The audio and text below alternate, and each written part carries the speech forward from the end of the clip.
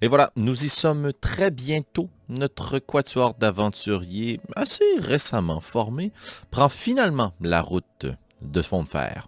C'était leur destination depuis le tout début de ce long périple, mais maintenant, la cible est presque en vue. Quelques pas les séparent de cette destination finale, mais beaucoup de questions restent en suspens. Alors souhaitons que cette ville leur fournisse les réponses nécessaires et surtout l'opportunité d'apprendre à mieux se connaître. Parce que, alors que l'objectif est devant eux, il reste que de nombreux secrets demeurent jusqu'à présent voilés. Est-ce qu'ils décideront de s'ouvrir maintenant que la destination est proche, ou est-ce qu'ils iront jusqu'au bout à garder ce voile opaque sur leur passé et leurs propres réserves? Eh bien, c'est ce que nous découvrirons ensemble ce soir, en même temps que la ville de Fond de Fer. Bonne écoute.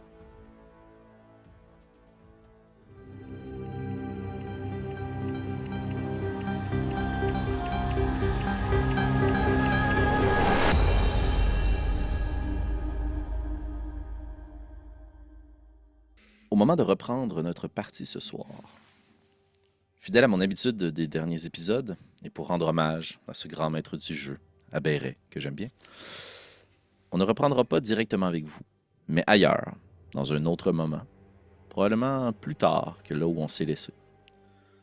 On va entendre le bruit des roues qui font avancer une carriole sur une route caosseuse.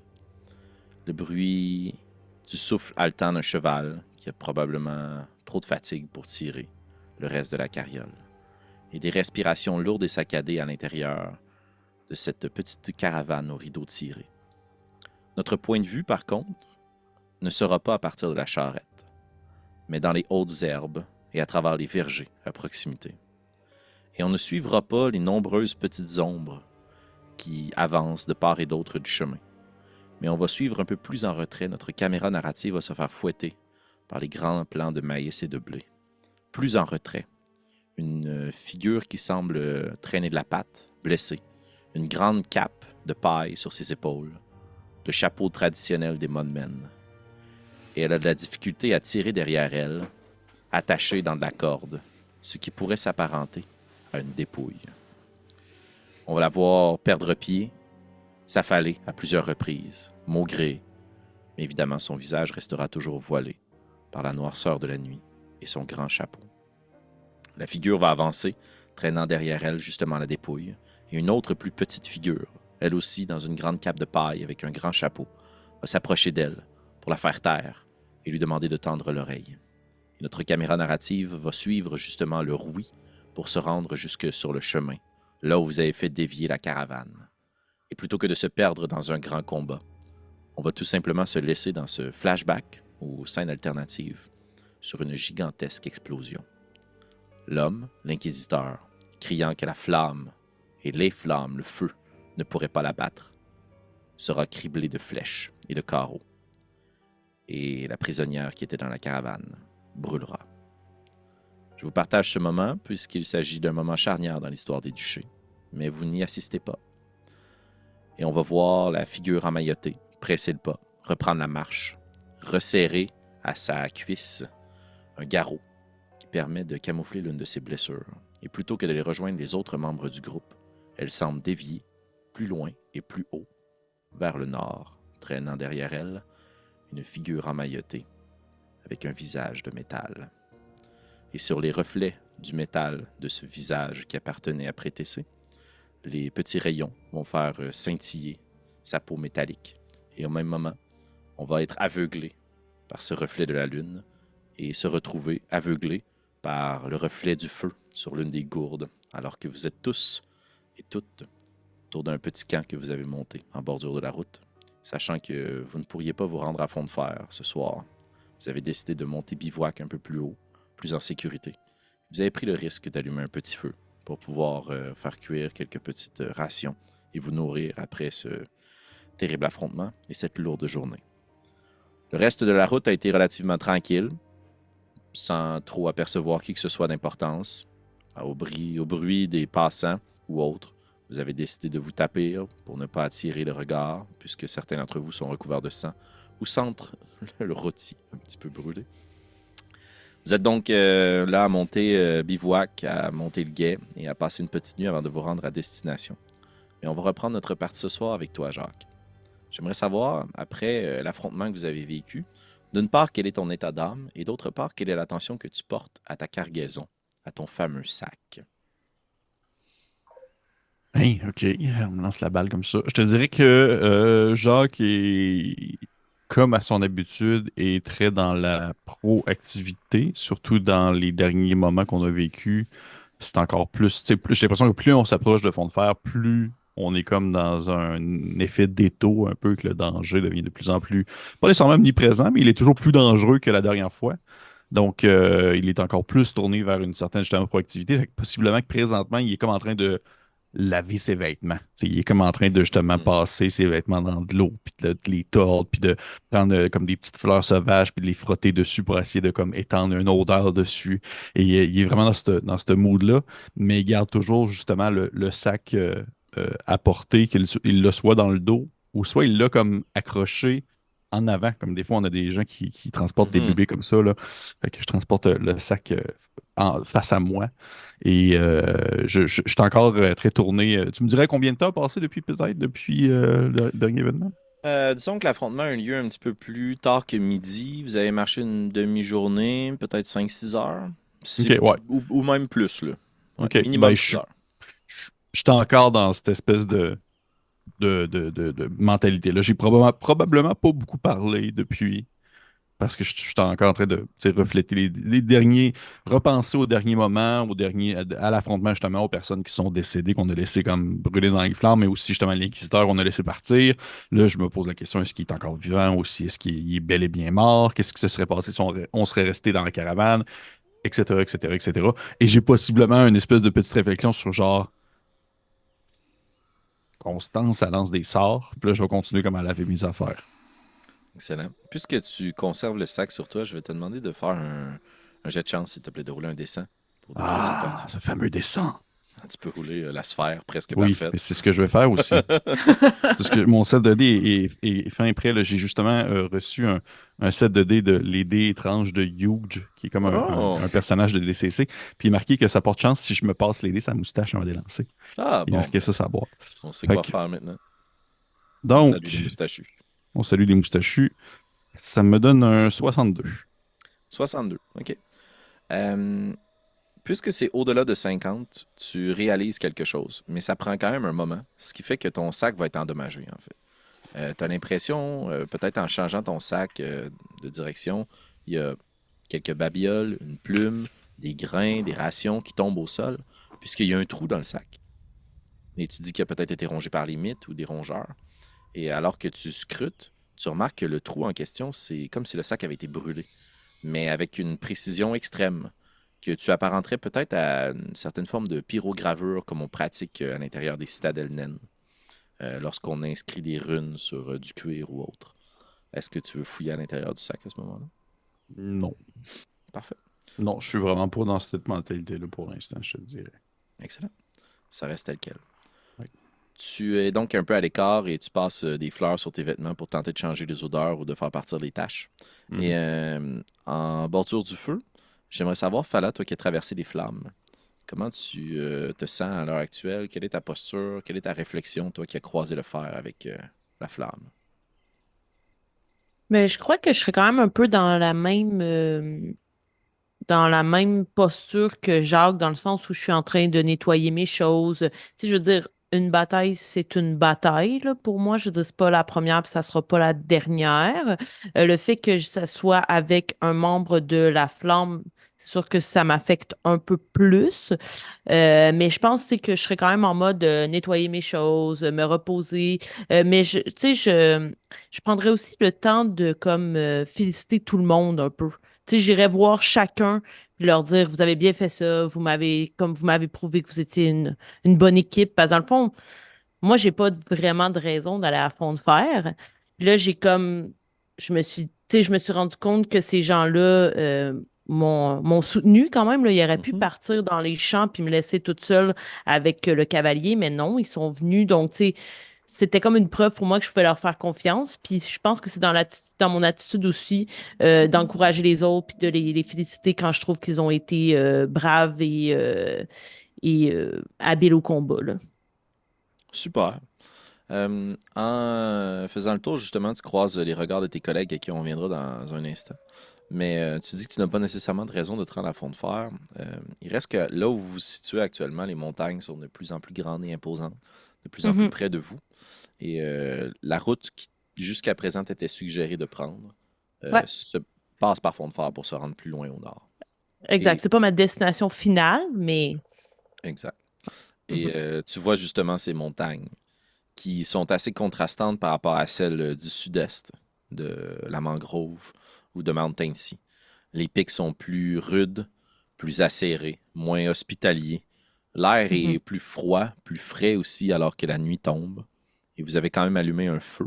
Quelle est ta relation par rapport au feu de camp, par rapport au feu dans les cheminées, par rapport au feu de foyer? Je m'en tiens le plus loin possible, mais je comprends qu'il est nécessaire à la survie. Mhm, Donc, c'était ma première idée du feu jusqu'à ce que, là. mhm. Très bien. Donc, peut-être un peu plus en retrait, en acceptant l'inconfort d'avoir les bottes un peu plus trempes et mouillées, Mhm. mais suffisamment proches pour ne pas grelotter toute la nuit. Très bien.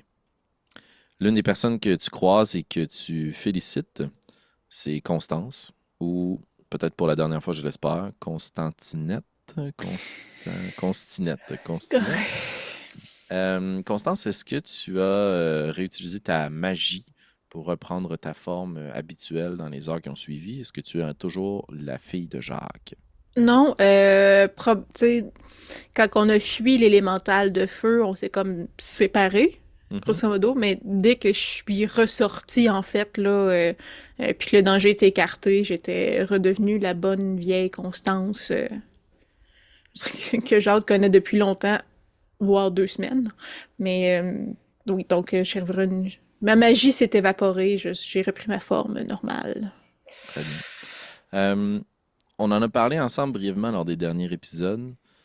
Les dernières 48 heures ont été pour toi assez contrastantes par rapport à la vie que tu menais il y a de cela 2 semaines.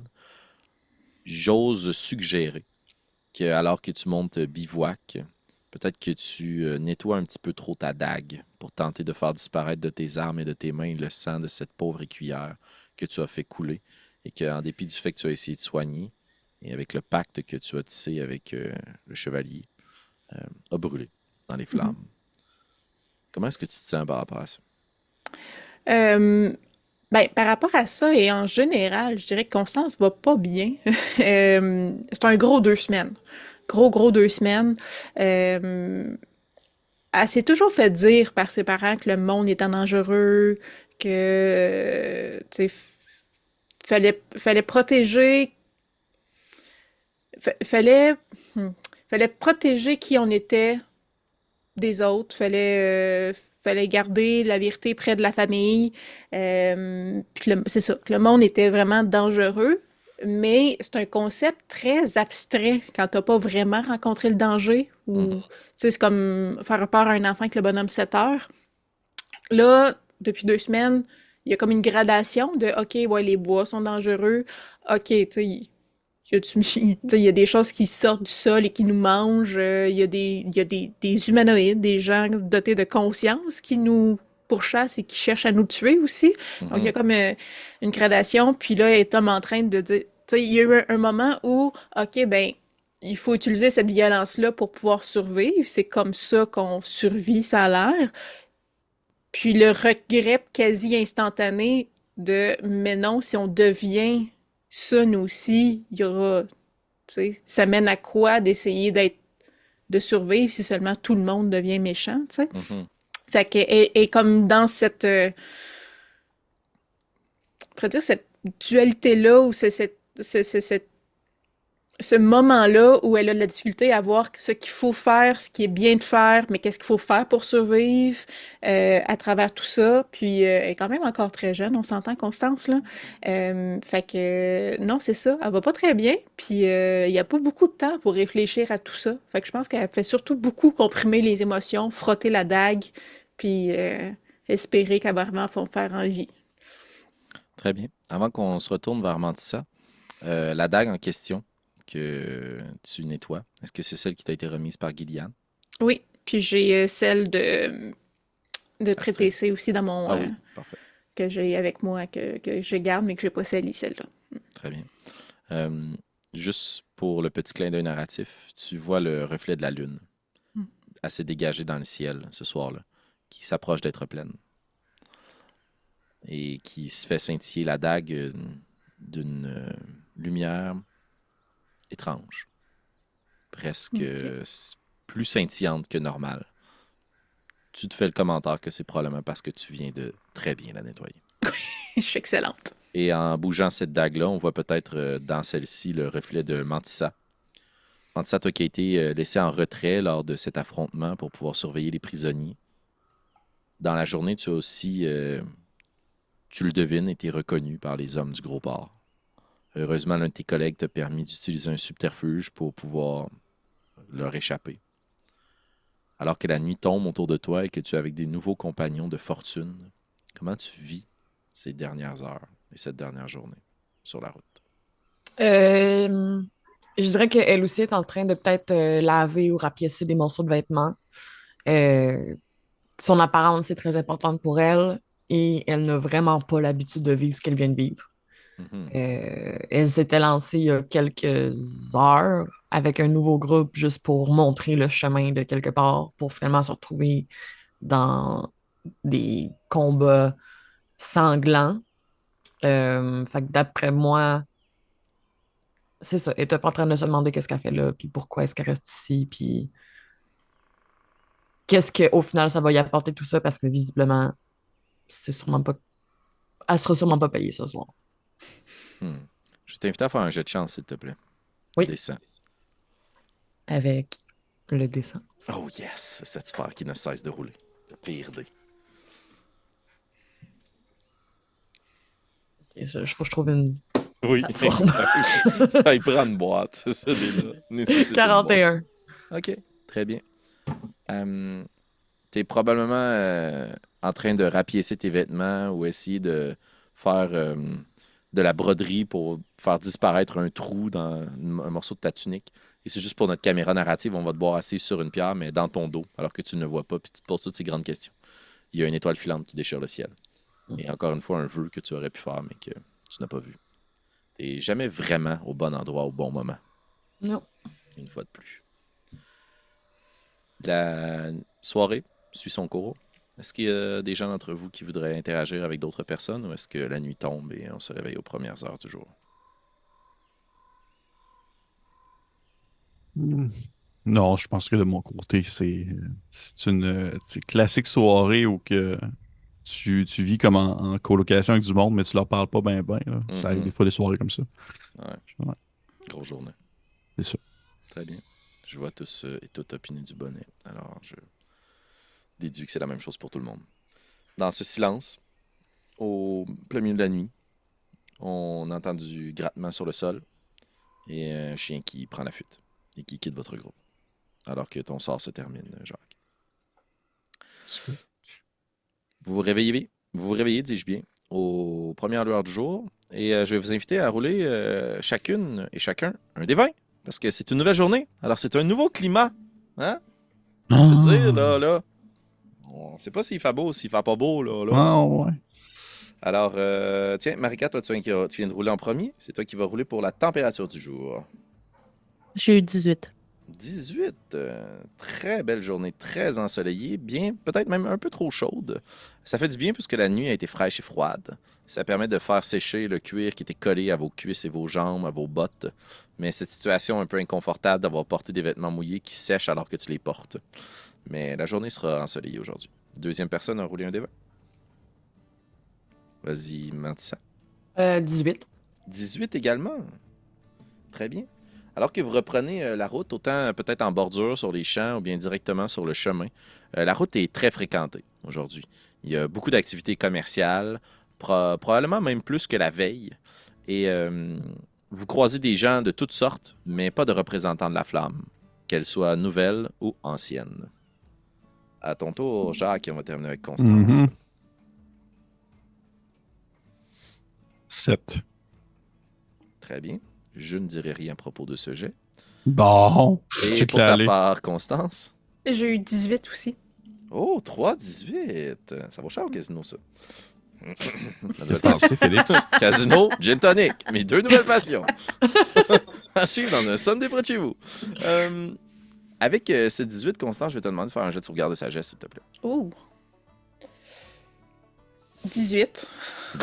18. Mais là, j'ai eu 16 plus 2 parce que, ouais, fait que... 18 salles.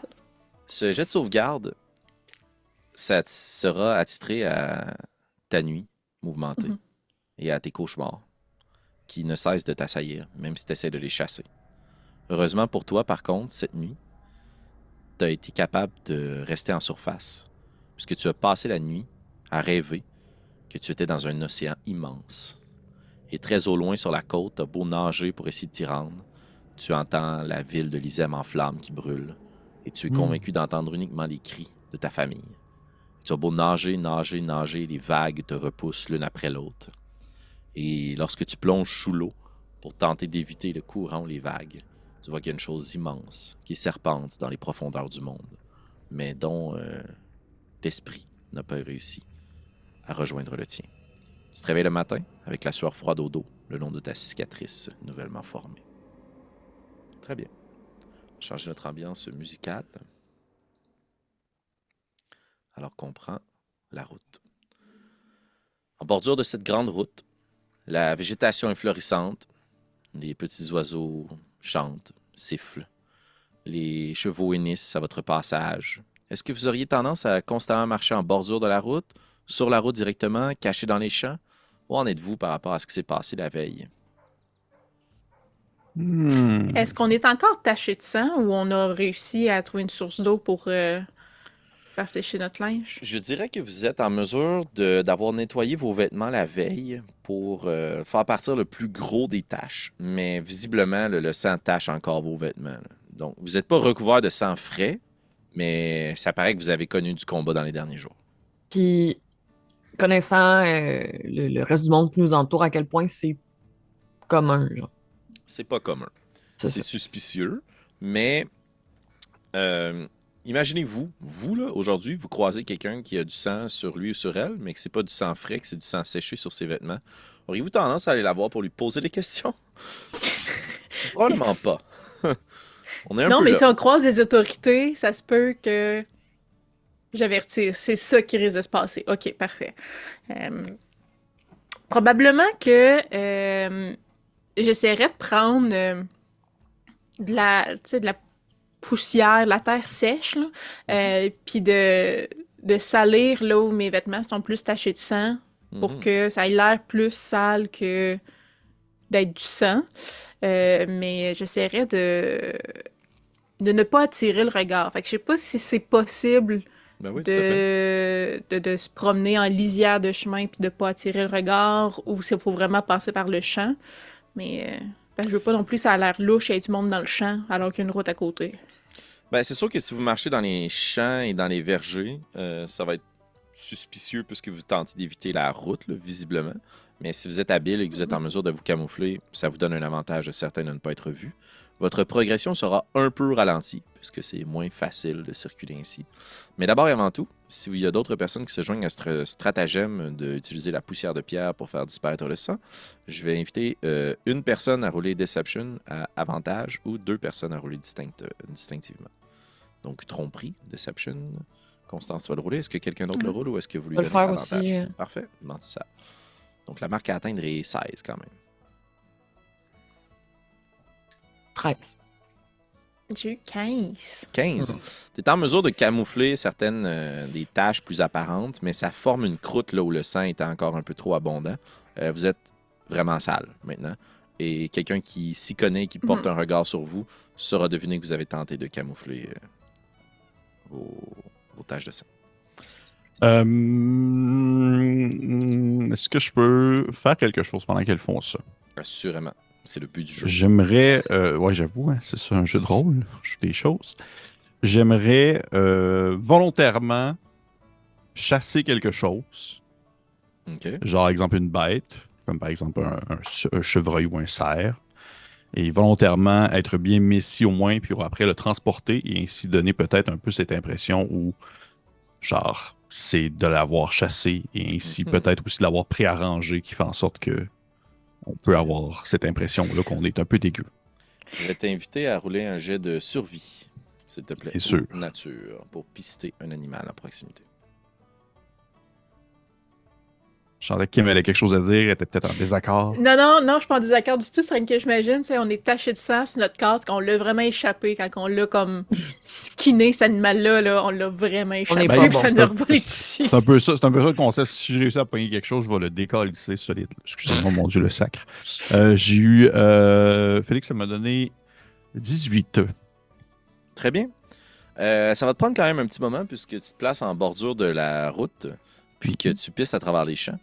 Et au bout d'un moment, tu entends des branches craquer, tu entends de gros museaux renifler. Ce n'est pas d'un doux chevreuil que tu crois sur ton chemin, mais c'est plutôt quelques sangliers.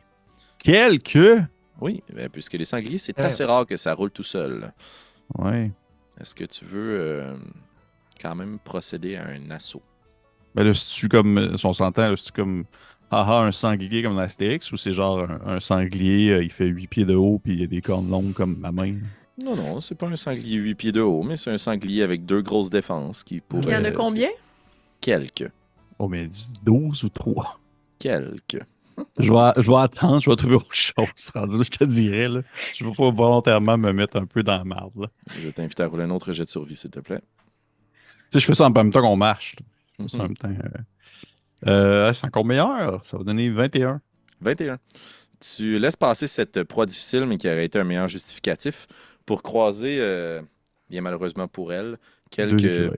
perdrix en bordure du champ. Et ça va t'en prendre plus qu'une pour justifier tout le sang que vous avez sur vous et quelques Ok. carreaux d'arbalète. Je vais t'inviter à rouler un D6, s'il te plaît. Tu C'est vas le nombre de diviser le carreaux. total par 2 et ce sera le nombre de carreaux que tu auras perdu. Parfait. 5. Est-ce Cinq. que tu. Ça va être 2. Et je vais t'inviter à rouler un jet d'attaque avec tes carreaux, s'il te plaît, avec ton arbalète. Ça va donner 15. 15, parfait. Tu es capable, malheureusement pour elle, mais heureusement pour votre souper du soir, de ramasser 4 perdrix. Mais malheureusement, il y a 2 carreaux d'arbalète, un qui a été brisé sur l'impact, et puisqu'il s'est logé bien comme il faut dans une branche. Et en tentant d'aller récupérer ta proie, ça a tout cassé. Et le deuxième, c'est parce que, bien que ça soit une cible quasi immobile, t'as manqué ta shot. Mais t'étais tout seul. Donc, personne d'autre va le savoir. Puis probablement que les perdrix, genre, je les démantibule, là. C'est un point où est-ce que ça donne l'impression que je les ai pré-déplumés, Mhm. pré-préparés, puis je vais probablement les attacher comme à ma ceinture pour les transporter. Fait qu'ainsi donner cette impression que. C'est parfait. Ce stratagème vous aura permis de recouvrir ou d'expliquer en partie le sang sur vous. Vous avez quelques plumes qui s'agglutinent à cette poussière de pierre et au sang séché.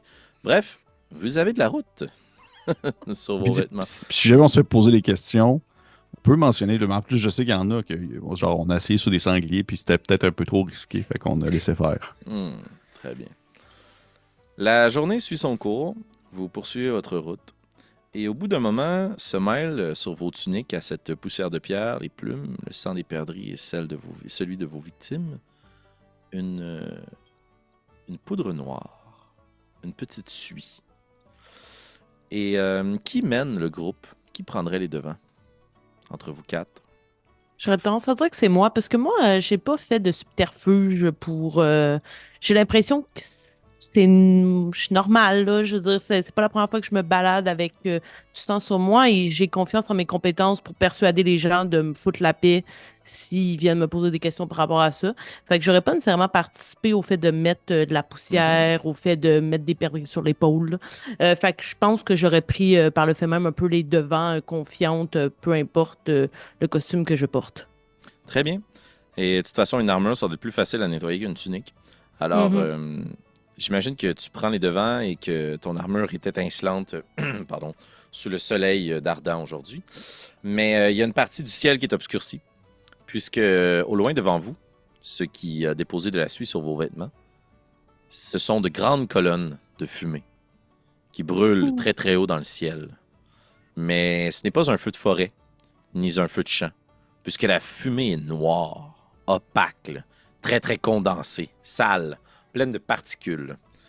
Et, pardon, à l'image de Fala, les rayons éblouissants du soleil font miroiter au loin un peu comme un mirage, ce qui semble être un amoncellement de métal immense. Qui d'entre vous a déjà visité la ville de Fond de Fer? Jacques? J'imagine que Mantissa? oui. La réponse vous appartient. Oui. Moi, j'aurais tendance à dire que non. Très bien. Donc, Jacques, alors que peut-être Fala vous en fait part et que tu remarques la suie sur tes perdrix, tu lèves les yeux et tu vois justement le soleil qui reflète sur la grande ville de Fond de Fer. Et tu reconnais tout de suite cette palissade immense de métal.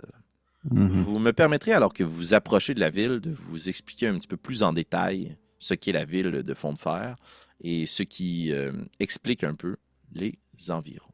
De l'histoire. De l'histoire. Du lore.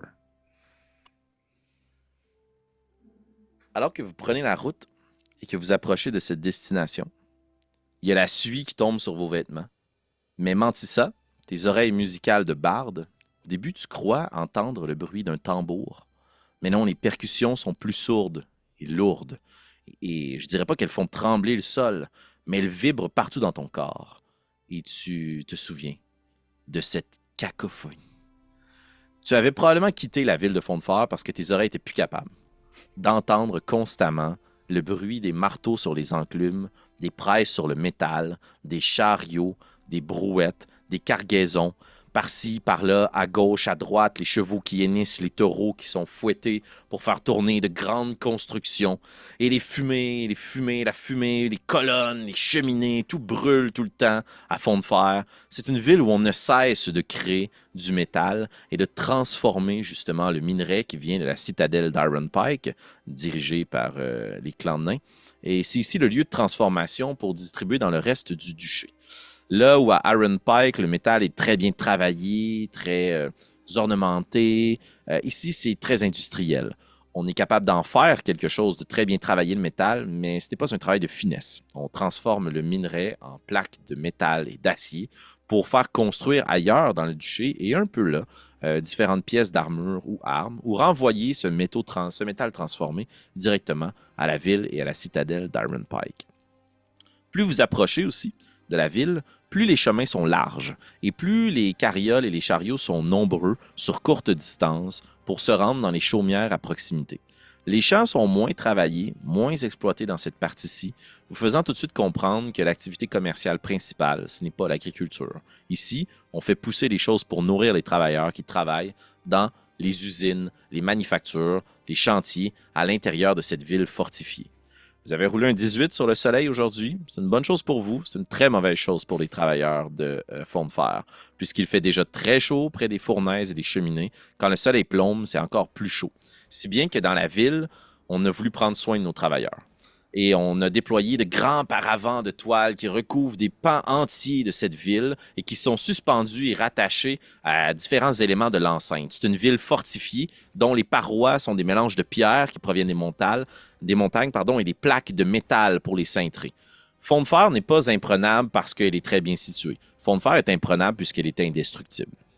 Et ce que l'on protège à l'intérieur, ce ne sont pas des ducs, des duchesses, des bourgeois et des nobles, c'est l'économie de tout un duché. Et surtout les armes et les armures de tout ce qui était l'Empire et de ce qui est devenu les duchés de Bellier. Vous poursuivez votre route et l'air est vicié, sale. Mais heureusement, depuis quelques années, on a élevé les cheminées plus haut dans le ciel pour éviter d'empoisonner les populations. Et ces différents signes-là portent peut-être à votre attention, Fala et Constance, vous qui n'y êtes jamais allés, qu'on s'est rapidement rendu compte qu'il y avait deux ressources très importantes à Fond de Fer. Le minerai, qui vient de la montagne, et les travailleuses et les travailleurs. C'est la deuxième ressource la plus importante, puisque travailler le métal est un métier extrêmement dangereux et difficile, et que des mains habiles doivent être protégées. Jacques et Mantissa, je vais vous inviter à rouler un jet d'histoire, s'il vous plaît, pour voir à quel point vous êtes familier avec différents éléments sociaux, démographiques de la ville de Fond de Fer. Il va y avoir deux seuils de réussite, 14 et 18. 15. Un vin sale. 20 salles. Parfait. Ça tombe super bien avec vos personnages en plus. Donc, laissez-moi juste reprendre la bonne page de notes pour ne pas vous dire n'importe quoi. Excusez-moi. Parfait. Mantissa, du peu de temps que tu as passé à Fond de Phare, parce que justement, tu voulais pas abîmer tes précieuses oreilles de musicienne, tu as rapidement compris l'organisation de la ville. C'est industrialisé, c'est cartographié, rien n'a été laissé au hasard. Ce sont des routes bien droites, perpendiculaires. Toutes les routes ont un numéro et les autres ont un nom. Donc, on est vraiment capable de s'orienter facilement à l'intérieur des différents quartiers. Et tu as aussi appris rapidement à reconnaître quelles étaient les factions influentes en place. Il y en a une que tu apprécies et de laquelle tu as essayé de te rapprocher. Et il y en a probablement une qui a fait que tu as fui la ville de Fond de Fer. La faction dont tu as essayé de te rapprocher, c'est celle de la Guilde du Fer. Donc, ça, c'est l'une des guildes commerciales d'importance dans les duchés, surtout dans le duché du Moulin. Et c'est un mélange de bourgeoisie, de politique et de noblesse. Et il y a plusieurs noms d'importance qui sont associés à cette guilde, mais juste pour simplifier la narrative, il y en a deux que tu connais, qui sont sur toutes les lèvres, qui sont assez reconnus. Ce qu'on connaît entre nous comme des, je vais mettre des guillemets ici, folk heroes, des héros du peuple ou des gens d'importance du peuple. Il y a la mairesse, Vilma Laferrière, qui est une femme, voyez-la comme très très proche du peuple, très proche de sa population, très soucieuse de protéger sa population. Elle navigue et vit dans les classes bourgeoises et nobles pour tenter d'influencer les propriétaires des compagnies et des industries à l'intérieur de la ville pour qu'ils prennent soin de la ressource humaine et rendent Fond de Fer vivable. Et c'est quand même une préoccupation qui, au fil des générations, a trouvé une oreille attentive. Et les choses ont changé depuis qu'il y a une personne qui a repris un peu le leadership de la Guilde du Fer. Et il s'agit de Reginald Blackstein. La famille Blackstein est assez reconnue pour sa fameuse bière noire qu'elle distribue un peu partout dans les duchés. Elle tente de percer les citadelles naines, mais les nains sont assez piqués sur la bière qu'ils boivent. On espère qu'il y a peut-être une réussite commerciale qui en débouchera. Mais la famille Blackstein est extrêmement riche. Ils possèdent donc des champs, des brasseries, ils distribuent leur bière un peu partout, mais ils baignent dans d'autres industries. Et c'est une grande famille, et chaque membre de la famille a son industrie propre. Et Réginald est l'un des frères de moindre importance, puisque, en dépit de tout, le métal sera moins important que la bière. Mais Réginald est un homme très proche du peuple, c'est un bon buveur, c'est un bon vivant. Il a à cœur justement la réussite commerciale de la ville de Fond de Fer. Pour ta part, Jacques, tu connais l'autre faction qui a probablement causé la fuite de Mantissa. Et tu connais l'une des forces et l'un des vices, en fait, Fond de Fer. Puisqu'une ville de travailleuses et de travailleurs qui gagnent leur pain, ils font des longs chiffres dans les usines, à un certain point, on a besoin de se divertir rapidement et intensément. Ce qui fait qu'il y a un quartier entièrement dédié, le quartier des jeux. Il y a un quartier qui est entièrement dédié au salon de jeux. On y joue sur à peu près n'importe quoi, des courses de chevaux, des combats de coqs. Mais la pièce d'importance, c'est le puits de fer. C'est un grand stade qui a été travaillé et qui a été creusé dans le sol pour qu'il y ait des estrades naturelles qui permettent d'assister à des combats de pugilistes. Et une particularité des combats de pugilistes, puisque tu as quand même roulé plus d'un 20, c'est que toute une soirée de combattants, on va commencer à se battre à poings nus, mais plus la soirée va avancer, plus on va se battre orné de métal et de fer. Et le point le plus important de cette soirée, c'est lorsqu'on met en œuvre et on met de l'avant l'ingéniosité du mélange de la citadelle naine et de l'ingénierie du métal. Ce sont ces hommes et ces femmes en armure mécanisée. Donc, il y a des combats de robots à Fond de Fer. C'est ça, je vais dire, ouais, littéralement, genre des. OK. Et sinon, juste pour terminer dans cette grande envolée lyrique sur la sociodynamique de Fond de Fer, il y a une autre faction d'importance à Fond de Fer que vous avez côtoyée, mais qui n'a pas réellement de pouvoir, peut-être à l'exception de la force du nombre. Ce sont les filles et les fils de fer. Ce sont les syndicats de travailleurs. Mais qui, dans les dernières années, puis dans les dernières générations, ont peu eu besoin de revendiquer de grandes choses, puisque les bourgeois et la guilde ont pris soin d'eux. Et ça se témoigne justement par toutes ces améliorations qui ont été faites pour rendre la vie plus vivable à Fond de Fer. Voilà cette bombe de savoir. Est-ce que, connaissant tout ça, et puisque vous vous êtes partagé cette information, j'imagine, en vous rendant à la ville, Mantissa a dû se faire un doux plaisir de raconter et Jacques de la challenger en racontant de surcroît sur sa propre histoire. Est-ce qu'il y a une préparation en particulier que vous voudriez faire, des questions que vous voudriez vous poser entre vous, une information que vous voudriez partager? Probablement que je demanderais à Jacques, selon lui, Sir Adamar Martial, il se tient, est-ce qu'il serait fait partie d'une guilde? Est-ce qu'on le trouverait dans une région particulière de la ville? Est-ce que c'est le genre d'information que je saurais, Félix? Bonne question. Roulons un jeu d'histoire. OK.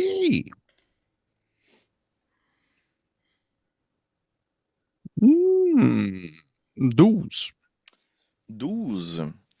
Tu ne sais pas nécessairement où se tiendrait spécifiquement cet individu, mais puisque vous savez qu'il provient d'une caravane qui était partie de l'Isem et qui est arrivée par le nord, probablement qu'il se situerait dans un des quartiers au nord de la ville. Il y a 2 quartiers qui sont au nord, les Côtes, qui sont ces habitations, imaginez là, vraiment empilées les unes sur les autres, là, de grands immeubles où habitent tous les travailleurs. Et de l'autre côté, le quartier des Pièces, qui est le quartier commercial, mais où aussi sont établis les bourgeois. C'est là que les gens habitent. Et ça donne sur la porte du nord qui mène vers le chemin de Castel-du-Creuset et Vasse-Brume. Donc, vers les montagnes. Voilà, si tu poursuis ta route vers le nord, c'est par là que tu vas devoir quitter aussi. OK. Ben dans ce cas-là, oui, je vais partager l'information. Je vous dirais. Oui, selon moi, il devrait être plus dans les quartiers nord, les quartiers des travailleurs, ou peut-être même juste à côté, dans la section des marchands. Très bien. Ça ne me concerne pas vraiment cette mission, mais puisque je suis avec vous, j'aimerais tout de même savoir, est-ce qu'on sait à quoi il ressemble et qu'est-ce que vous devez lui apporter au juste? On doit lui apporter ce sac à dos, le sac que j'ai sur moi. Et mais est-ce qu'on sait à quoi il ressemble, Félix? C'est aussi, on dirait que j'ai comme pas de... En fait, sans avoir une description assez claire de l'individu, vous savez que c'est un elfe, membre de la faction du Home. C'est un regroupement militaire au symbole assez ostentatoire. Il porte des armures éclatantes, écarlates, et surtout de gros aumes qui sont surmontés d'une coiffe. Donc, c'est un des symboles qui vous permettrait facilement de le reconnaître à travers une foule. Mais sinon, Sir Adamar Martial est véritablement un héros de guerre, là. Son nom est connu, ses hauts faits d'armes sont reconnus, il est très très vieux, même s'il s'agit d'un elfe. Donc, Fala, probablement qu'à la mention de Sir Adamar, tu le connais, tu sais de qui il s'agit, mais je pense pas que vos routes se seraient croisées spécifiquement compte tenu des factions militaires auxquelles tu appartenais, qui sont plutôt du côté est de la rivière Whitestream. OK. D'accord. Donc, il serait facilement identifiable. Mais ce sac, il contient quoi, au juste? C'est une bonne question, en fait. Je vous avouer que le travail que nous avions à faire, c'était de transporter le sac. Et il semble transporter lui-même à l'intérieur de celui-ci d'une boîte, mais je n'ai pas regardé s'il y avait dans la boîte par respect à notre employeur. C'était une exigence, j'imagine. Oui, en quelque sorte, j'imagine. Vous m'avez l'air d'un homme curieux, Jacques. Je serais surprise de savoir que... Ben, mais écoutez, je suis très curieux, mais en même temps, je tente de, disons, pallier à ce genre de défaut, peut-être. Je respecte ça. Mais oui, donc un elfe avec une grande coiffe. Est-ce que vous le connaissez, Fala? J'ai entendu son nom tout de même. Il a une réputation spécifique. C'est un héros de guerre. Oh, un héros de guerre. Eh bien, j'imagine que nous allons pouvoir y aller. Mantissa, de ce que je comprenais aussi, vous êtes déjà venu à Font-de-Fer. Oui, peu importe. Je crus sous-entendre dans votre conversation un peu plus tôt. Vous avez mentionné votre employeur. Vous êtes payé? Peu importe, je ne sais pas. Vous êtes engagé par quelqu'un pour mener à bien cette mission? Ah, c'est possible, mais je demeure nébuleux dans mes réponses, moi aussi. Je pense que je fais un petit clin d'œil. Eh bien, j'ai cru aussi entendre, plutôt que vous avez, euh, paix à leur âme, perdu des compagnons en cours de route. Ah oui, il y avait euh, euh, une grande je sais, je suis comme pas capable de partir, parce que je suis comme trop émotif. Là. On en parlera une autre fois, ça ne vous dérange pas. Je ne suis pas très à l'aise d'en parler pour l'instant. Un petit peu d'émotion. Vous m'envoyez réellement navré. La question que je me pose suite à vos réponses, Constance, vous peut-être aussi pourrez m'éclairer par rapport à cette question que j'ai sur le bout des lèvres. Et si je prenais la place d'une des personnes dans ce groupe pour vous aider à mener à terme votre mission, est-il moyen qu'une part au prorata de mes efforts puisse m'être attribuée? Au prorata de vos efforts, probablement, ce qui équivaut environ à combien, Jacques? 1%? Oh, j'ai 0,5%? cru comprendre que vous étiez parti pendant 13 jours. Cela fait maintenant une journée que je suis avec vous. Je veux dire, on peut faire le calcul. Mais je ne crois pas, non. À moins que vous soyez un robot ou que vous soyez une orque, je ne crois pas que ce sera possible. Ah, vous savez, Constance, je peux être ce que vous voulez. Oui, apparemment, vous avez l'habilité de prendre la forme ou donner la forme de quelqu'un d'autre. Constance, j'ai vu ça. Ça m'a impressionné tout de même. C'est une magie Et, que... c'est quelque chose qu'on n'utilise pas souvent par chez moi, mais oui, c'est... appelons ça de la magie. Oui, On peut j'avoue, appeler ça un déguisement. je n'osais pas encore vous poser la question. J'attendais un moment opportun. Mais effectivement, que vous avez fait preuve d'une capacité magique assez incroyable. Ce n'est pas quelque chose que nous voyons très souvent, effectivement. Comment avez-vous aimé ça, avoir une fille, Jacques? J'ai détesté ce moment, mais ce n'est pas à cause de vous, c'est à cause de la situation. Vous feriez un très bon père, très protecteur. Oui, j'imagine, il ne faut jamais monter dans des charrettes de personnes qu'on ne connaît pas. Et bon. Est-ce que nous allons directement essayer de trouver ce Syrah d'Amar ou Est-ce va-t-on que faire autre chose avant? vous pouvez rafraîchir ma mémoire, Constance, à ce sujet possiblement, mais est-ce que Adamar, est-ce qu'il nous devait nous donner le gîte ou autre? Parce que je dois vous avouer que je prendrais peut-être pied à quelque part, déposerais nos affaires et ensuite nous pourrions nous faire beau pour une rencontre et ensuite aller le voir. Euh, je ne crois pas qu'il devait nous donner le gîte. En fait, il devait nous donner notre paiement. Mais Entre vous et moi, Jacques, je crois que je préférais me débarrasser de notre colis le plus tôt possible et nous nous reposerons par la suite. Je ne pense pas que les chambres dans les auberges vont s'envoler le temps que... non, non, c'est vrai, vous avez raison. Vous avez raison. Quand on pense à une auberge, ça me fait penser qu'on peut dormir. Et ça me rappelle que VTC n'avait pas besoin de dormir. Je vais juste continuer à marcher en direction de la ville. Très bien. Vous reprenez donc votre route sans préparation spécifique.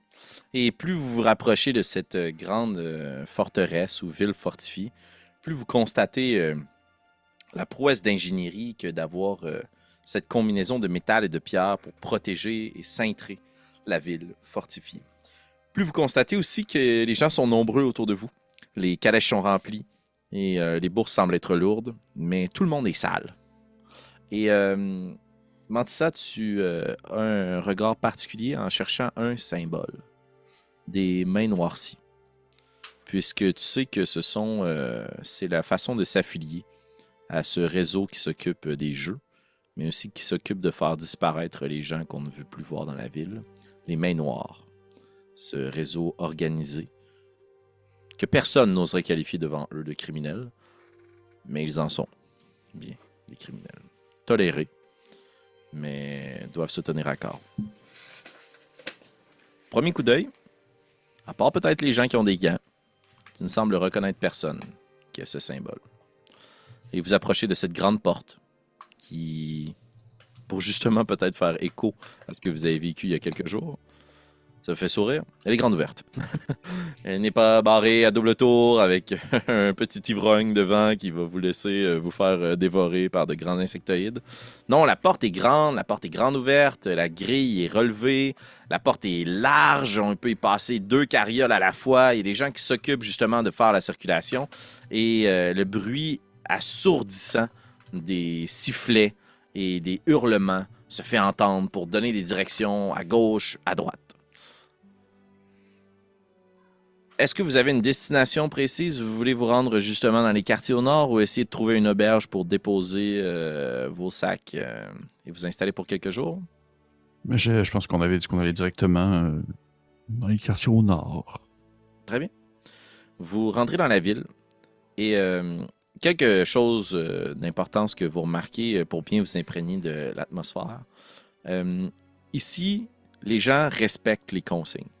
Lorsque des brigadiers donnent la consigne de vous arrêter pour laisser passer des chariots ou des caravanes, tout le monde s'arrête.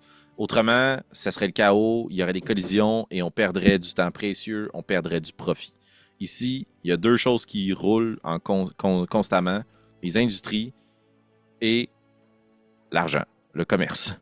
Les usines n'arrêteront presque jamais et les gens n'arrêteront jamais de s'enrichir ou de perdre beaucoup d'argent. Deuxième chose d'importance que vous remarquez, ceux qui semblent habiter sur place ou qui semblent vraiment y être pour de longues périodes de temps, portent tous une feuille de bois pliée sur les oreilles avec 2 gros cache-oreilles de laine pour ne pas devenir fou. Parce que même vous, ça fait quelques minutes que vous êtes dans la ville et le tapage est insoutenable. On cogne sur les enclumes, on fait rouler des chariots, on fouette les bovins.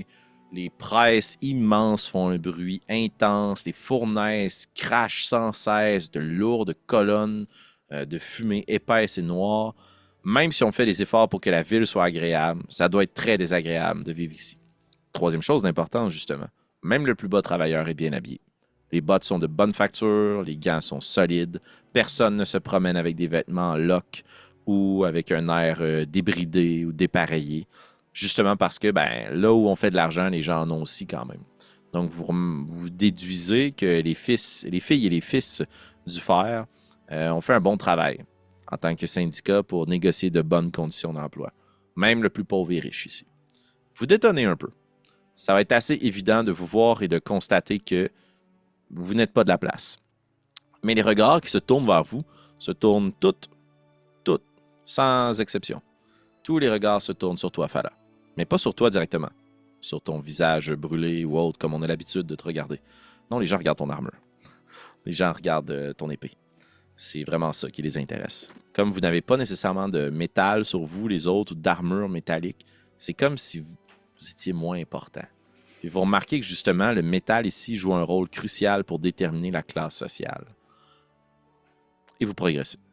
Vous passez par la porte au sud, vous passez dans ce qu'on appelle le quartier du cœur, qui est une succession de grandes places, de petits jardins où on espère dans le jour, sous les rayons du soleil, essayer de fuir l'espace d'un instant. Il y a des cafés, des salons de thé, des salons à fumer la chicha, des tavernes.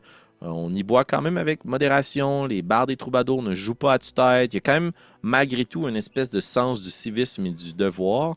Mais vous remarquez qu'il y a des gens qui sont affalés sur les tables complètement sous. Et ça vous rappelle que la ville ne dort jamais. Ou presque.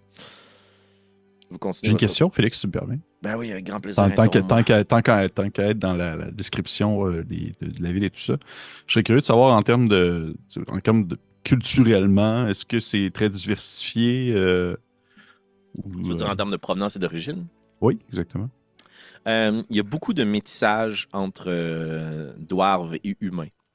Okay. Tu remarques que la plupart des gens sont de petite taille ou de taille similaire à toi. Donc, le sang dwarve s'est entrelacé avec le sang des femmes et des hommes ici depuis très longtemps. D'ailleurs, tout est plus petit.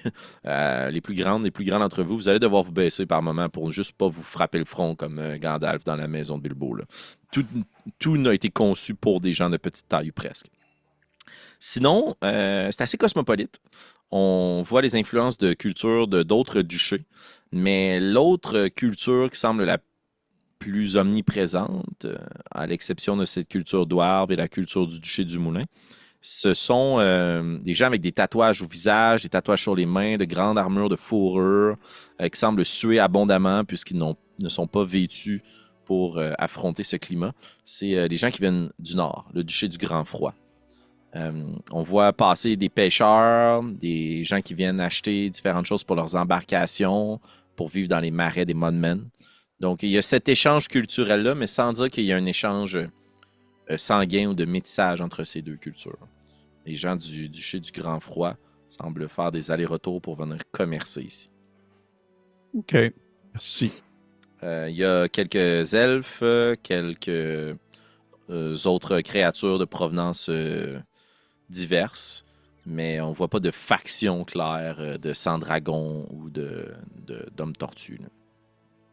Il n'y a rien qui laisse sous-entendre une quelconque appartenance à la flamme. Il n'y a personne qui est genre dans la gang puis qui est genre comme... Ben, je vais vous inviter à rouler un dé... En fait, je vais t'inviter toi spécifiquement à rouler un dé 100 pour voir si tu déclenches un événement aléatoire. Et si tu n'obtiens pas 95 et plus ou 5 et moins, je vais vous inviter à rouler un jet de perception. Ils vont finir de rouler maintenant. Ou investigation. Ben écoute, ça donne 98. 98? OK. 98. Très bien. Ben, tu vas déclencher un événement aléatoire, mais qui est dans le positif pour vous, en tout cas. Une chance. C'est bon. À l'angle d'une rue, vous assistez à une scène qui, il y a probablement quelques jours, ne vous aurait pas nécessairement plu ni fait sourire, mais qui pour maintenant vous rassure. Vous voyez quelques femmes et hommes en train de casser la gueule, de battre spécifiquement sur la grande place quelques hommes et femmes qui tenaient des bougies dans leurs mains. La flamme est nullement tolérée ici, de façon ouverte. Et Mantissa, tu tires probablement sur la cape ou la tunique d'un de tes collègues pour vous recacher dans l'allée, puisque les gens qui sont en train de donner cette raclée ont toutes les mains découvertes. Et ils ont tous les mains noires. Eh bien, j'aimais déjà cette ville. La droiture, les règles, ça me parle. Quand on est encadré, on évolue. Mais en plus, avec ça, j'aime encore plus. On peut rester ici quelques jours si vous voulez. Hmm. Je suis quand même Non, surpris. Eh bien, oui, c'est juste. Soyons prudents. Qu'est-ce que vous voulez Ce dire qui par être prudent? m'inquiète, Eh bien, là, je repointe les gens avec les mains noires. Ce ne sont pas les autorités locales. Ce ne sont que des passionnés. C'est une très bonne façon de le voir, Jacques. les ennemis de mes ennemis sont mes amis. C'est un peu simple comme façon de voir les choses, mais si ça vous fait plaisir, voilà. Oui, c'est sûr qu'avec le peu que vous nous partagez, Mantissa, c'est difficile de se faire une idée. Et je ne veux pas me faire taper, vous ne voulez pas vous faire taper, ne nous faisons pas taper ensemble. Mais qu'est-ce que vous pouvez nous dire sur ces personnes qui ont les mains noires, justement? Eh bien, vous ne voulez pas les contrer. Vous voyez ce qui se passe. Vous dites que ce ne sont pas les autorités locales, ce sont des mercenaires, des fiers à bras, des gens qui ont la morale flexible. Une guilde? Oui. Ah. Ça doit être la première chose que j'apprends sur vous. Je ne fais pas partie de cette guilde. Même pas un peu. Non, je suis au courant de celle-ci. Et pourquoi? Si je peux permettre la question. Bien, vous êtes déjà venu à fond de fer. Ne faites pas semblant que vous n'avez jamais vu ces... Je veux dire, il y en a plusieurs, là. C'est pas un secret. Non, exact. C'est pas secret, mais sans nécessairement dire que c'est full dévoilé. C'est comme toléré. C'est comme tout le monde le sait que ce crime-là existe, ce crime organisé-là existe, possède des quartiers, influence le commerce, mais ils ne sont pas affichés. Ils n'ont pas de leader clair ou une enseigne au-dessus de leur porte, là, évidemment. Est-ce que, quand tu dis que c'est comme ce reste des criminels, est-ce qu'ils font des prêts usuraires? Est-ce que la population les craint à un certain point? La population les craint quand ils sont pas dans bonne grâce avec eux, mais c'est du crime organisé, c'est pas du criminel de bas étage. Puis ça permet justement qu'il n'y ait pas de basse criminalité dans la ville, parce qu'ils possèdent tout ce qui n'a pas le droit d'exister dans cette ville. OK. Donc oui, Si tu as besoin de quelque chose que tu pourrais pas t'acheter dans un commerce, ils l'ont. Si tu as besoin d'argent rapidement, ils en ont pour toi. Si tu as besoin de faire exécuter quelqu'un, probablement que c'est possible. Les paris, les jeux, les joutes, c'est eux les propriétaires du puits de fer. OK. Et est-ce que vous savez s'ils sont tolérés par le gouvernement en place? Ou... Je crois que oui. Bon. Eh bien, Je veux dire, tant que la population ou le citoyen normal n'est pas affecté au jour le jour par ceci, c'en est presque positif. oui, effectivement. Surtout lorsqu'ils peuvent tabasser des gens de la flamme. Puis je fais un clin d'œil à Fala. On est d'accord. Bon, eh bien. Félix, est-ce qu'on est loin? J'imagine qu'on ne peut pas rentrer directement par le nord, à moins que tu me dises que oui. Là. Vous êtes au sud, je peux vous montrer la carte. Ah! Tu as fait une carte, la Ouais, ville. mais t'es à mitaine. Là. OK, fait que, vous voyez, le sud, là, c'est juste ici. Oui. Il y a mon petit doigt à flèche-bois. Puis le nord, Oui, c'est oui. là où on dirait qu'il y a des veines en haut. Là. Ouais. Là, vous avez le quartier au centre, le quartier du cœur. Puis il y a deux quartiers là, qui sont pas nécessairement si adroitement séparés. Là, mais le quartier des pièces qui mène vers Iron Pike à gauche, à l'ouest. Et le quartier des Côtes.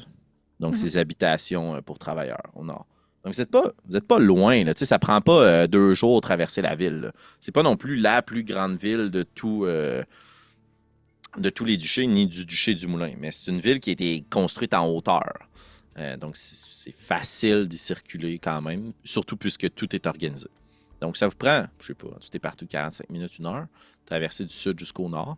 Puis vous voyez justement évoluer autour de vous. Plus vous avancez, moins il y a de grandes industries, d'usines ou autres. Les flots de travailleurs sont assez évidents. Les gens circulent pour terminer leur chiffre, se rendre dans les bars, les restaurants, les auberges pour culminer ensuite vers leurs petites habitations. Et sinon, ben, si les gens ont plus d'argent ou qu'ils ont la bourse pleine ou les chariots pleins, ils vont se rendre dans le quartier des pièces pour pouvoir faire du commerce ou surtout transiger avec les commerçants. C'est pas nécessairement qu'il y a de nombreuses boutiques, mais plus des représentants de la bourgeoisie qui vont faire du commerce. Ici, l'import-export, c'est majoritairement le produit du fer. Mais quand même, vous voyez quelques échoppes de plus en plus fréquentes qui sont pas soit des vêtements de travailleurs, des outils de travailleurs ou des grossistes pour travailleurs, mais on y retrouve un peu plus de variété. Signe que justement, ce quartier-là, le commerce s'adresse aux bourgeois qui y habitent. Donc, je vous propose 2 choix. Soit vous vous rendez dans les quartiers populaires ou dans les quartiers de la bourgeoisie. Ce sont les 2 quartiers au nord. Je commencerai peut-être par les quartiers populaires. Pour vrai? Vous pensez que quelqu'un qui se nomme Sir Adamar se tiendrait dans les quartiers populaires plus S'il que ne les veut quartiers pas- bourgeois? S'il ne veut pas attirer l'attention, peut-être. Et de toute façon, je croyais que nous cherchions à déposer nos choses. Je ne crois pas que nous allons loger dans un quartier autre que le quartier populaire, à moins que vous ayez plus riche que je croyais. Mais non, sauf que nous avions parlé de trouver Sir Adamar en premier. Mais Je me suis trompé. Il nous avait pas. Félix, juste pour être sûr, rappelle-moi directement ma mémoire de poisson rouge, il nous avait jamais mentionné. On n'avait jamais eu de détails concernant l'endroit spécifique à retrouver une personne dans une gigantesque cité de plusieurs centaines de milliers de personnes. Malheureusement, non. Et c'est un peu un petit clin d'œil au personnage d'Astrid du bûcher, puisque quelqu'un qui possédait des informations a été sauvagement poignardé dans une ruelle et Ah. remplacé par quelqu'un d'autre. Donc, Bon. Gillian se fiait à ce que quelqu'un dans votre groupe possède cette information-là. Mais non seulement la vraie personne n'a pas commencé le voyage avec vous, puis l'autre personne qui la remplaçait est morte en chemin. Donc, non, vous Cool. ne savez pas où se trouve ce personnage, mais vous avez un pisteur, un ranger avec vous. Personne plein de contacts. Là. C'est facile de trouver quelqu'un dans une ville. C'est un héros. C'est aussi l'occasion de découvrir la ville. Oui, effectivement. Mais Êtes-vous y pressé? Est-ce que c'était aujourd'hui la date limite? je sais pas, Félix, il restait combien de c'était temps? 2 semaines, 15 jours. Ouais, vous aviez rendez-vous dans 15 jours, puis vous êtes au 13e jour. Fait que vous avez encore du lousse. Là. Oui, on a encore un peu de lousse, mais je dois vous avouer que j'ai quand même hâte qu'on se débarrasse définitivement de ce sac. Je commence à sentir le poids. Il est lourd. J'essaie de faire une référence au Seigneur des Anneaux, mais je suis pas capable. Bon, allons-y. Ben, si vous pensez, Constance, qu'il va être dans les quartiers Ouais, plus j'en ai nobles... aucune idée, Jacques. allons. Bon, regarde, commençons par les quartiers plus travailleurs. De toute façon, ça va plus concorder avec nos habillements. À la limite. Parlez pour vous, Jacques. Oui. Oui. Moi, puis Falak, qui est comme 23 habillés chic. Avec la grosse armure, les vêtements. gros chapeau. Plein de... On va aller dans un quartier travailleur, Félix. Parfait.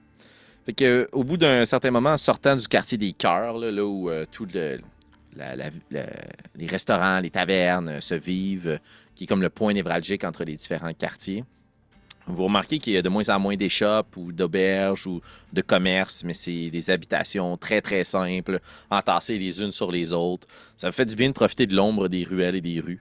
Vous voyez que les gens sont relativement courtois, les mines sont basses puisque les gens sont fatigués de travailler fort, puis tout le monde est un peu dans sa bulle dans l'espoir de se protéger de ce bruit infernal incessant.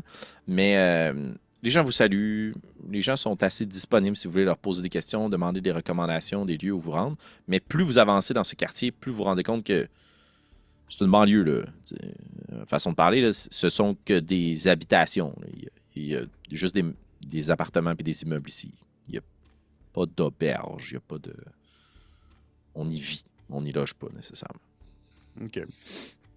Est-ce que... Oui, non, vas-y, Falak, excuse-moi. Est-ce qu'en route, c'est sûr que là, on s'en va vers le quartier des travailleurs, mais on voit personne qui aurait le même genre d'armure que Siradamar. Là, on voit pas d'armure écarlate ou de gens qui ont l'air d'être habillés plus en militaire, en guerrier. Là. C'est vraiment que des gens qui sont travailleurs.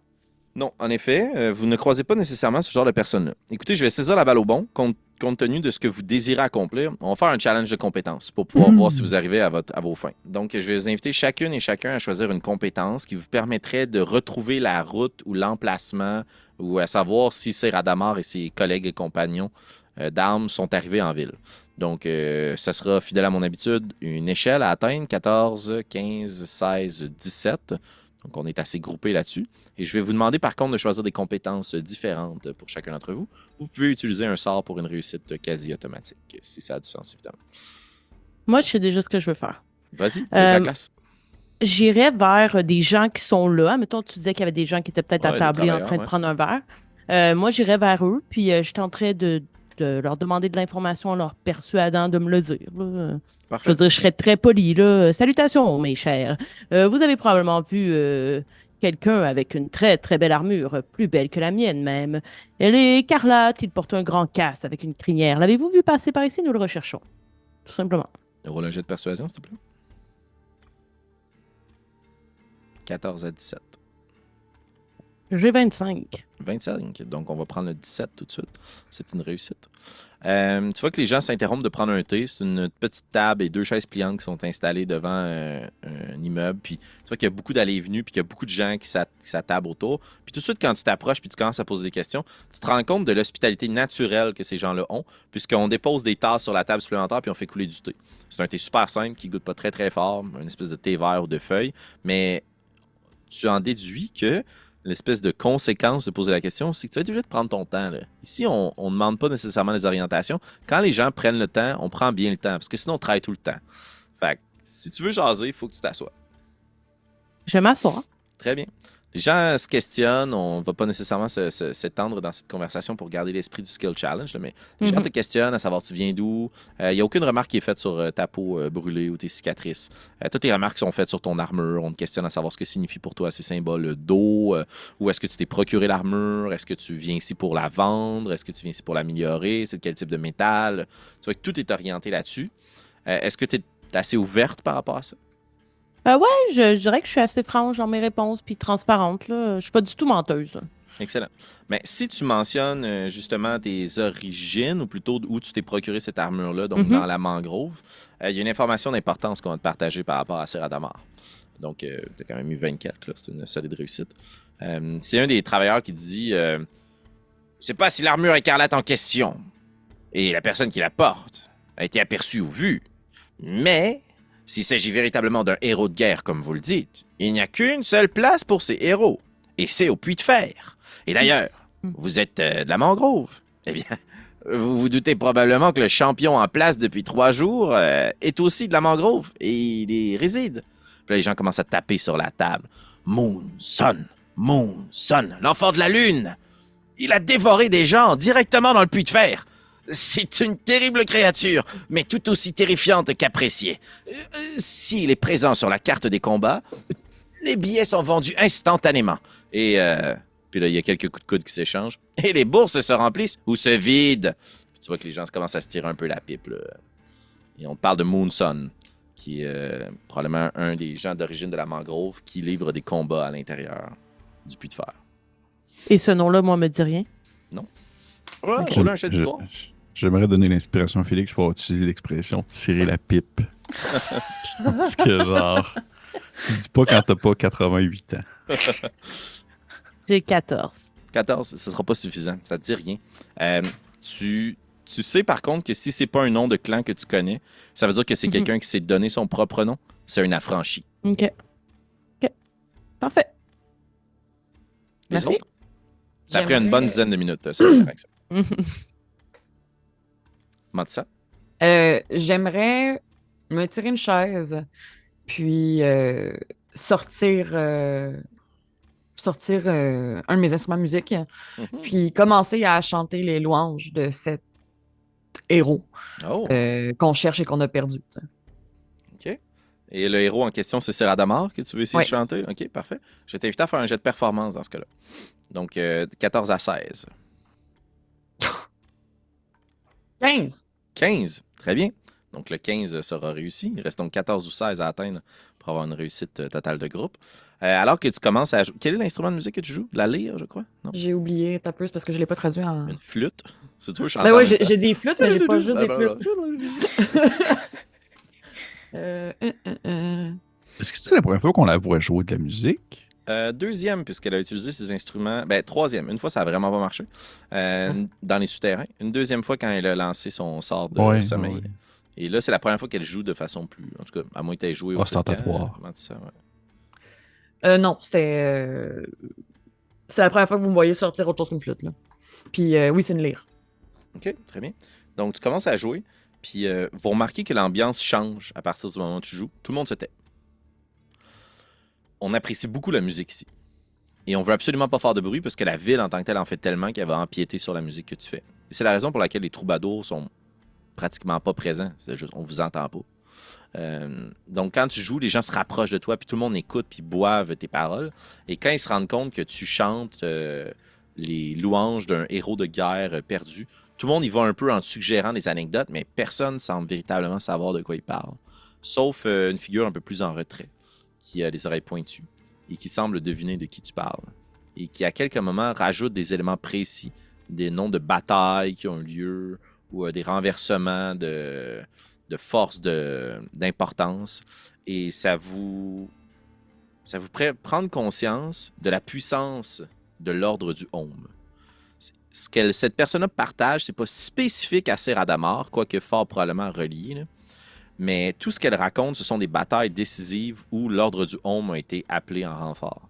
Puis une chose qui, tout le monde marque vos esprits, c'est que la plupart de ces batailles-là n'ont même pas eu besoin d'être livrées. Puisqu'à partir du moment où un duc ou une duchesse ou un noble avait assez d'argent pour engager l'ordre du Home, son adversaire capitule.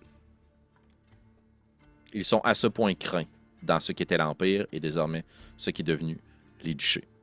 Et on réitère que s'il y a un endroit où on pourrait trouver de tels héros de guerre, c'est soit dans le puits de fer ou dans les grandes maisons des nobles.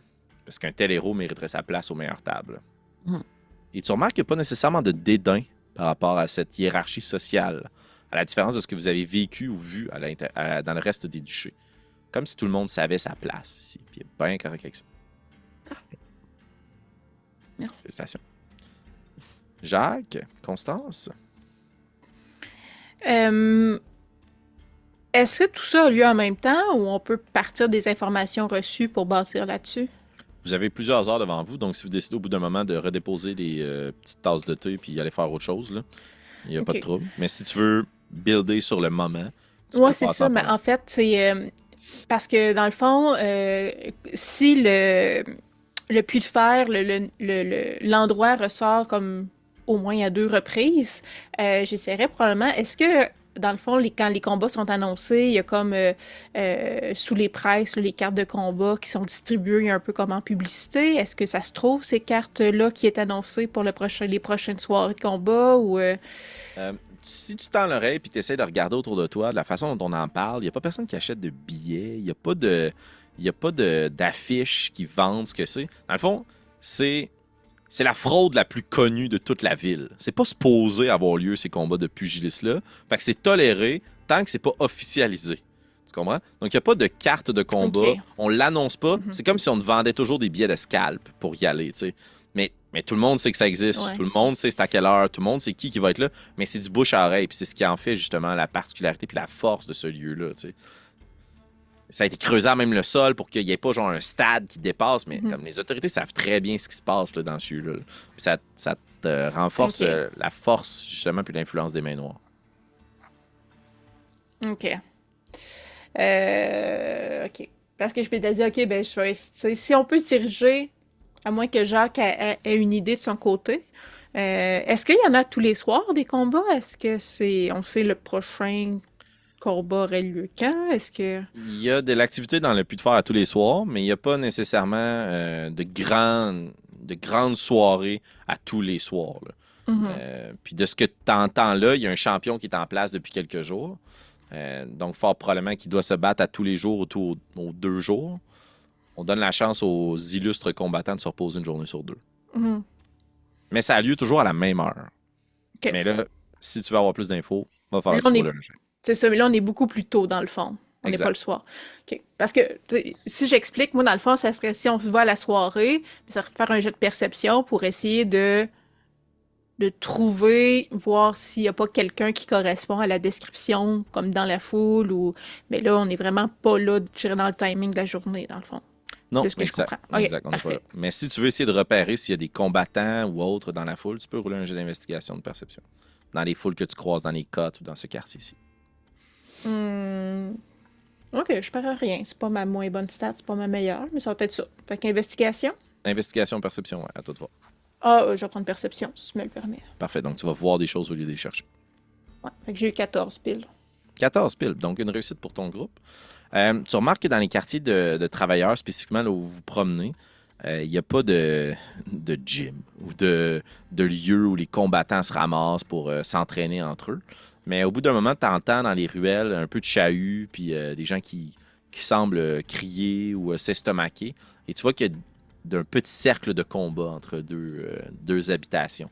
Puis tu te rends compte que dans le fond, il n'y a pas que dans le Puy de Fer qu'il y a des combats, ni qu'il y a des paris qui se font sur ces sports d'affrontement-là. Mais ce sont visiblement pas d'illustres combattants. Mhm. Puis il y en a un qui est solidement amoché. Fort probablement que cet œil-là ne s'ouvrira plus jamais, là.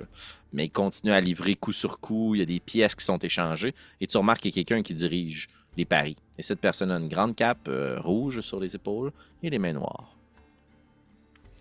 Tu me permets-tu d'aller parler, même si j'ai fait mon jet de... Ouais, tout à fait. OK. Ben, pendant que je m'approcherais, je regardais, il me reste combien d'argent sur moi. Je lui demanderais, les paris sont comme... Je sais pas comment demander ça, là, mais le taux est à combien, là? Les paris sont à combien pour le borgne d'un œil, là? Ah, 4 pour 1. 4 pour 1 pour le borgne. Et 2 pour 1 pour l'autre qui tient toujours debout. Allez, allez, faites vos jeux, faites vos jeux. Je pense que je vais mettre... je sais pas c'est quoi le barème. Je mettrais probablement si je mets une pièce d'argent, est-ce qu'il va me juger? C'est-tu trop peu? Est-ce que c'est ce que tu fais? Ouais, je mets une pièce d'argent sur Sur celui le à un borgne? œil. Tu Ouais. mets une pièce d'argent, puis tu vois qu'il prend ta pièce, puis il te regarde même pas. Puis il continue à faire les autres paris, puis tu sais, il va te la redonner si tu gagnes, là, mais t'as pas fait une Ok. grande impression, là. Ah, OK. Puis là, je suis comme... C'est quoi la norme? Puis tu regardes un peu autour les gens, puis les Ouais. gens mettent plusieurs pièces d'argent, mais les gens parient surtout beaucoup, là. Tu vois que Ouais. les gens reviennent, puis reparient, puis reparient. Puis il doit avoir une solide mémoire, là, parce qu'il prend aucune Ok. note, là. OK. Ah, shit. Combien tu paries? Ouais, je vais parier une pièce d'or aussi. Parfait. Oh. Donc, une pièce d'or puis une pièce d'argent. Puis tu vois que quand tu paries une pièce d'or, il te fait un petit symbole, il te sourit, puis il y a un petit eye contact qui se tire juste pour qu'il prenne conscience de qui tu es. Et je vais Ok. t'inviter à rouler un des 20. 11 et plus, le borgne gagne. 10 et moins, il perd. Un des 20... C'est un 19. 19, il gagne. Tu vois qu'au bout d'un moment, l'autre est sur lui, puis il commence à le frapper, puis le borgne fait juste se laisser tomber sur le sol, puis l'autre lève les bras, puis le borgne prend ses 2 jambes, les place en dessous de ses épaules, plaque l'autre homme au sol, son crâne se fracasse par terre. Il semble perdre connaissance, il se relève, puis il donne un coup de tête, 2-3 coups de poing, puis les gens interviennent pour les séparer. Et tu reçois 4 pièces d'or et 4 pièces d'argent. Et on te salue, puis tu vois que la personne qui t'a fait faire les paris te dit « Avec la bourse que vous avez, maintenant que c'est moi qui l'ai bien remplie, n'hésitez pas à venir nous voir au Puy de Fer. Il y a un grand affrontement demain soir. »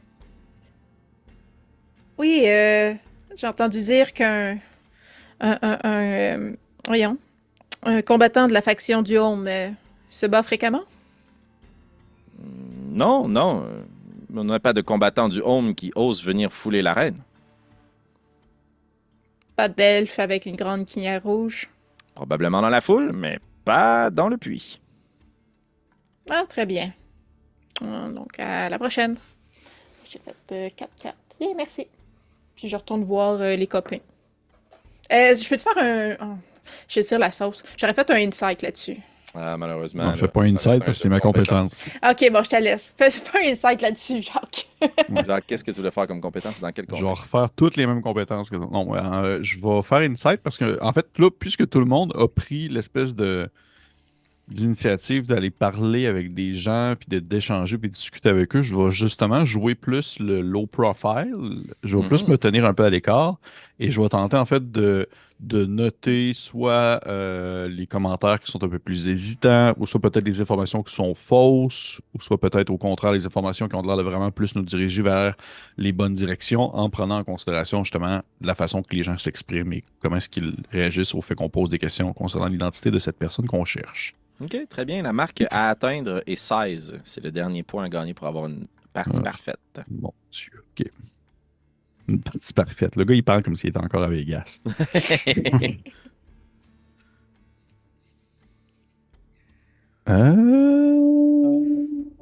Inside. J'ai dit ça, puis je me rappelle même plus combien j'avais là-dedans. Intuition, insight. Écoute, ça va marcher, ça va me donner 18. 18, très bien. On va terminer notre partie là-dessus ce soir. Lors des interactions autour de la table, lorsque le thé est partagé, tu vois que les gens sont tout à fait à l'aise à répondre aux questions. Il n'y a pas personne qui semble sourciller ou mal réagir au fait que vous cherchiez quelqu'un spécifiquement. Quand Mantissa commence à jouer de la lyre, les gens se rapprochent, puis ils commencent à ajouter justement à la chanson, puis à la charade. Pas à la charade, le mot échappe, mais bon. Et l'elfe en question, qui était plus en retrait, qui contribuait pour parler de l'ordre du Home, au bout d'un moment, fait juste quitter le groupe. Et est-ce que tu veux la prendre en filature? Oui.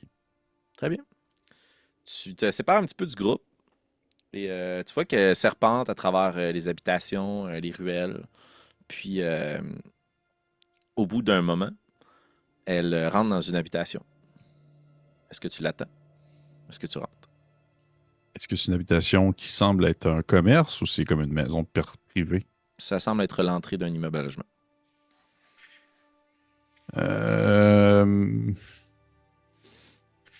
Est-ce que je peux tenter de la suivre du regard depuis, exemple, une fenêtre avant de me lancer à l'intérieur? Tout à fait. Fais un jet d'acrobatie pour grimper, s'il te plaît. OK, dans ce sens-là. OK, tu voudrais regarder juste la première fenêtre. Ouais, le ouais, premier ouais, palier. ouais, OK, ouais. parfait. Fais juste un jet de perception dans ce cas-là. Merci. 12. 12. Les volets sont tirés pour éviter que la suie rentre à l'intérieur. Donc, c'est dur pour toi de la suivre, mais t'en donnes des pas sur la pierre, puis les pas s'effacent au bout d'un moment. Elle semble avoir monté les paliers. Non, je ne vais pas la suivre. Je vais me rappeler c'est quoi l'immeuble. Je vais me rappeler son profil, mais je ne vais pas la suivre. Là. Ça pourrait rapidement mal virer. Est-ce que tu restes là puis tu attends un petit peu? Je vais attendre un petit peu, par exemple, ouais. Je vais Parfait. attendre un petit peu. Roule un dessin, s'il te plaît. Bien sûr, fameux dessin à Félix. Donc, 80 plus, 20 et moins. C'est parti. Il roule. Non, 68. 68. T'attends. Elle ne semble pas ressortir. Tu quittes la ruelle. Puis tu jettes un dernier coup d'œil derrière toi. Puis alors que tu reprends le chemin spécifique, il y a juste quelqu'un qui est en avant de toi, que tu évites, qui passe à côté de toi et qui poursuit sa route. Une personne qui semble pas avoir d'habit ou d'apparence particulière. Une cape à mi-dos, des longues bottes de cuir, des cheveux gras, blonds, qui descendent sur ses épaules. Puis il y a une grande gâche ici sur la joue. Probablement un accident de travail. Des gants sur les mains. Mais très courtoise, elle s'excuse de t'avoir barré la route. Puis elle rentre elle aussi dans l'immeuble. OK. Je vérifie si j'ai toutes mes affaires sur moi. Tu vas vérifier si t'as tout ton stock? Ouais, j'ai comme le réflexe de me dire, genre, je sais c'est quoi le fameux, genre, ah, excuse-moi, je t'accroche, puis je suis parti avec 8000 pièces d'or. Très bien. T'as tout ton stock, tu vérifies, puis t'es à l'angle de la rue, puis tu tâtes un peu tes pochettes pour voir si t'as tout ton matériel. Puis au moment où tu jettes un dernier coup d'œil derrière toi pour voir si la dame que tu suivais, l'elfe, est ressortie. Il y a quelqu'un qui est assis en avant de la bâtisse, sur un petit tabouret. Un grand gaillard, le crâne rasé, assez gras, assez corpulent, des tatouages sur les bras, sur les mains, puis il est assis sur le tabouret, puis il te regarde. Il me regarde. OK. Je vais lui dire, je vais continuer à me taponner, là, dans le bon sens du terme. Puis je vais lui dire, oh, je crois que j'ai oublié mon briquet. Vous auriez pas quelque chose pour allumer une pipe? Ouais. Il se lève, tire de sa botte un paquet d'allumettes, t'en craques une. Est-ce que tu veux?